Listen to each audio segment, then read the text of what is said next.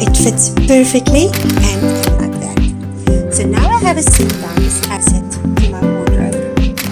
Part of the secret. Cutting. It's okay, but it fits perfectly, and I have the edges of the fitted sheet that I picked for the facings. Let's talk about facings and pattern pieces. This pattern piece was supposed to be cut on a fold, but I'm using a baby sheet and it was just wide enough for the two parts to fit in like that. So now I have a seam down the back.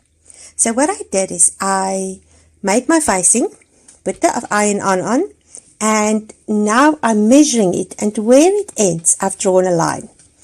That way when I sew it, I know I do it exactly the same size as the facing.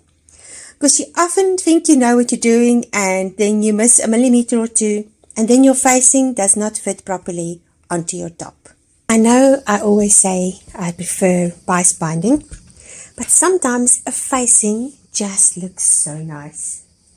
So this top have facings and I've just put them in place, but look at that. It actually gives it a very nice finish. So now I'm going to put the shoulders in and then sew the side seams and do the hem, and then this is done. To do the shoulder seams, I will flip the back facing and then just push that in there, making sure I keep right sides together. And we'll move everything to sit where they're supposed to. Go, and we'll pin it and then just sew it over there and then flip it the right way. I'm now going to sew just 1/2 centimeter seam because Grace from So Lovely with Grace told me that the armholes are quite snug, so I did make them a bit bigger, but this is just giving me a little bit extra to play with. It's done, and I've cut the edges, and now I'm going to flip it inside out. I'm just going to cut a bit of this excess off as well.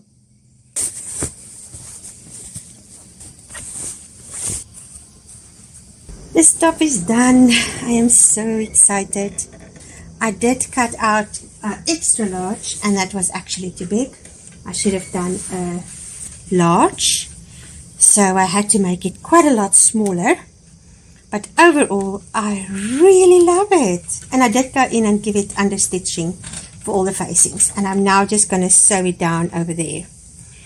But I think this is going to be such a nice asset to my wardrobe.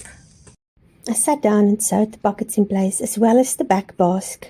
I have sewn this inset piece or basque piece at the back, and I'm now going to iron it, and that seam will go down, and then I will do top stitching over here. I sewed the pockets in place on the side seam over there, and I've sewed the back pocket in place and then sewed it down and overlocked. I also made a mistake originally and I pinned right sides to wrong sides, but I undid that and then pinned it back together and sewed it properly. And then it was time to iron all the seams nice and flat, making sure everything went in the directions they were supposed to go. This is part of the secret: cutting the curves and then ironing it open and flat. And that gives you a very good finish at the end. I'm going to top stitch there and then on the back on that line, and that will keep them flat, and then I can put the side seams and the inner leg seams together.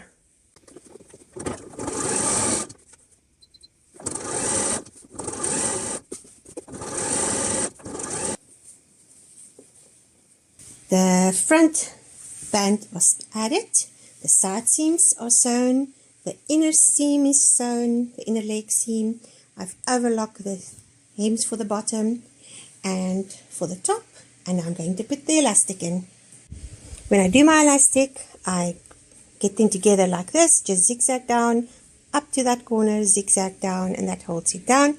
Then I take my elastic and I fold this over, and I'm going to put a pin right there, and then I'm going to do the same at the back, and then find the quarters and pin them, and then I'll just fill it in between. I have pinned the 4 places, and now I will start on the side seam and go right around, and as I go I will just pull it and make sure with my bottom finger to move this where I want it. And I like to just have the overlocking stitching pass where that seam is going to be, and I'm going to stitch a millimeter on the edge. It's done, and I like it mostly. These pants, I used the short pattern of Batterick 6296, and for the top I used view A of McCall's 6960. Love both of them. The shorts, the back part was very short. I actually had to add a piece to make it long enough. It might be that I cut it out wrong, because there was quite a lot on the inside leg that was extra. So I don't know what I did wrong. It's okay, but it's not great. I had to make it a little bit bigger. I think I cut it out on an 18, if I remember right. And I think I would have done better if I cut it out on a 20. It's just Batterick I now do run small. The top, I cut it out on extra large, which was 20 to 22. Didn't think about that. Miles too big. I'm more a 16 to an 18. So I did have to make it quite a lot smaller. I love the facings on this one, but I should have used a softer interfacing. I don't like how it's standing. But I'm going to wear it. This was just a mock-up for the silk. And I think I am not going to make this pattern for the silk. I think the silk needs to be a strappy camisole cut on the bias. Oh, but I still love this fabric. And I only have like 1.5 meters, so I don't want to waste it. And that's why I haven't cut into it yet. So, all in all, I will wear this outfit. I love that there's pockets. I love that little line on the back. I don't like how it's fitting over my butt. I'll have to go and play with it and see what I can change. But I'm just going to wear it because it's just for day to day, when it's still summer, to have something that's cool. And that was the main goal for this outfit, and it's cool. It is nice and breezy, and it's cotton, so I will be okay going for walks in this.